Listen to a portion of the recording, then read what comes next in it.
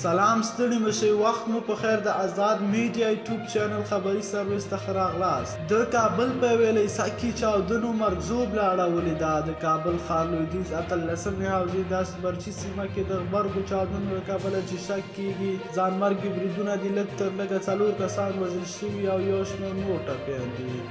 دا چاودنې ګهیز وختي د عبدالرحیم شهید په نامه لیسه کې شوي. یاد لیسې ته نږدې پر یو تعلیمي مرکز هم د لاسي بم برید شوی.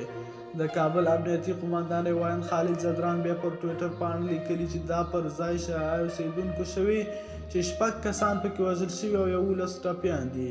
له دې مخکې په کابل کې د محمد علي جناح روغتون یوې سرچینې BBC ته وویل دوی تر اوسه 4 مړي او 19 ټپیان وژل شوي دي. یو عیني شاهد AFP خبري اژانس ته وویل چاودنې داسې مهال شوي چې زده کوونکي له ټولګیو ووتل. تر اوسه کومې ډلې د دې بریدونو مسؤلیت نه دی منلی، خو اسلامي دولت نومې ډلې داعش په دې سیمه کې مخکې خونړي بریدونه کړي دي. BBC ته رسېدلو تصویرونو کې امبولانسونه لیدل کېږي چې د پیښې ځای ته رسېدلي او ټپیان لیږدوي.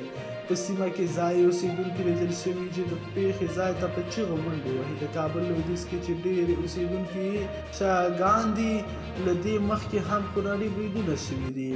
په دې سیمه کې مخکې هم پر تعلیمي مرکزونو بریدونه شوي. قدرمنو لیدونکو، تاسو د دې موضوع په هکله څه نظر لرئ؟ کمنټ کې مو خپل نظریات راسره شریک کړئ. ویډیو هم لایک او چینل ضرور راسره سبسکرایب کړئ. تر بیا ښې چارې هر چیرته چې یاستئ ښاد آباد بریالي اوسئ.